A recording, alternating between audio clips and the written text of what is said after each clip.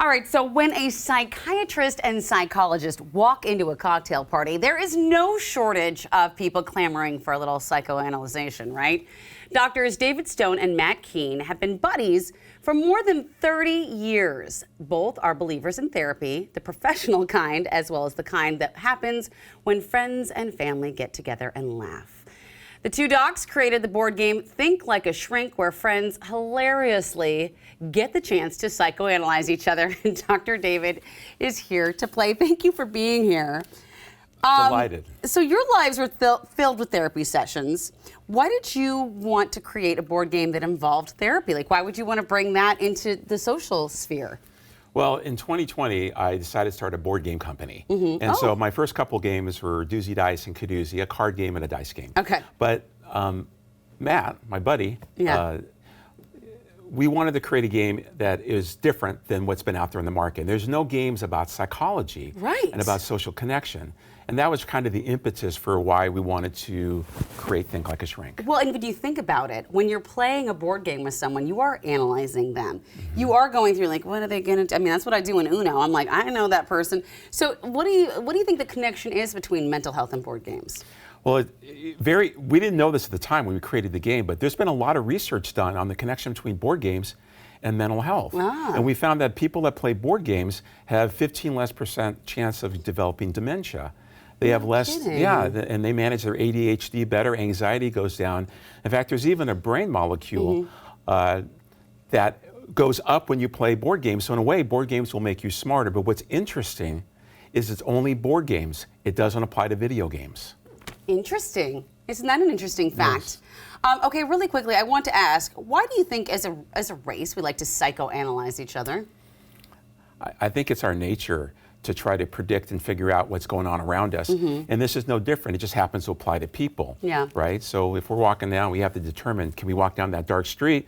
We make an analysis, right? If I'm working with you, I'm always trying to figure out what you might do or say so that I might be able to do my best at my job. It's just some people are more focused on analyzing, and it has to do with emotional intelligence as well. We kind of naturally want to figure out what other people are feeling and thinking, and the game is a way for us to find out if we're right. Well, let's play the game. I know that Matt couldn't be here with us today, but we've got New Day producer Rebecca. Come on in. Let's do this. She's like a shrink.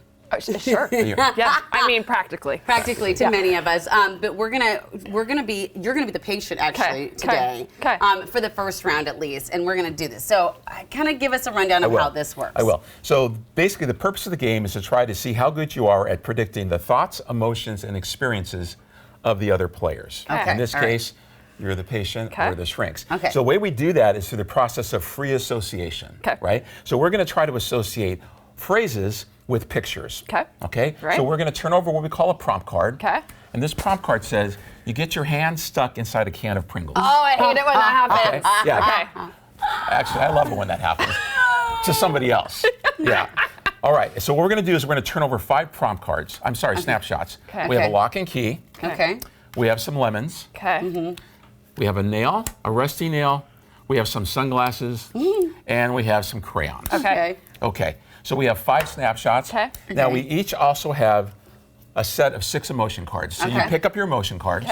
We all pick them up. We all pick them up. And they say happiness, anger, disgust, surprise, sadness, or fear. All right. So the way we play is as the patient, your job is when you read that prompt, you get your hand stuck inside a can of Pringles. What emotion do you feel? Which color card? Keep it to yourself. And now what you have to do is you have to choose one of the snapshots that you associate with that, and most importantly, which makes it different than other games, is you get to explain why you chose that. I'm ready. Now, while you do that, Amity and I are going to try to do the same thing about you.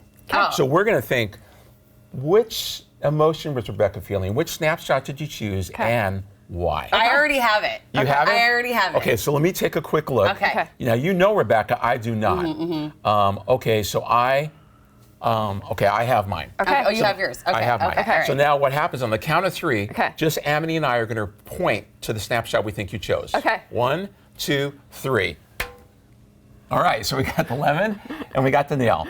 Now what we'll do is one at a time, we'll explain our diagnosis to you. So Amity, you go first. And do I tell her my, Yep. Okay, so I believe that you gravitated towards the lemon image here because you were sour about the fact that you couldn't get your Pringles out. Okay, yeah. And then that made you angry because you were hungry, and then you got hangry. That's good. That might be better than what I had. All right. See, and actually, what you do on this game is you're being sincere and genuine. Yeah. You're not trying to trick us. You're Okay. being real, Yeah. okay? Okay. So I chose the rusty nail. Okay. Because I thought what you were going to do is you needed some way to get your hand out. So you're going to just bust into that can and get your hand out because it's just made out of cardboard. And I think that you were surprised that you got your hand stuck inside a Pringles jar. Okay. So now you reveal. So I actually picked the crayons. I don't know why, because Pringles make me think of being a kid and also messiness a little bit. I like that. Okay. Interesting. And then disgust because why is my hand stuck in a Pringles can? Yeah, okay. So that was you know that. what's amazing is it really does, because like when you think about the reasons you chose it, it says so much about how your mind works. Exactly. So that is fascinating. Exactly. Have fun. So the way we score is now, Yeah. we struck out. Yeah. But if we would have got the right emotion right, we would have been able to move our meatball around one spot on the Our clock. meatball. Okay. Right? Yeah. And if we would have got the right snapshot, we could have also moved another one. Okay. And if we got the right reason, we could have moved a third. So you can score 0, 1, 2, 3 per round. Until you win. Cool. And the first one to get to 50 minutes after the hour, the first shrink wins because that's how long the session is for today. I love Thank it. you so much for sharing this game, for creating this game. This is going to be so fun with our friends and family. Rebecca, thank you for letting us be, Yes, thank you very much. letting us diagnose you.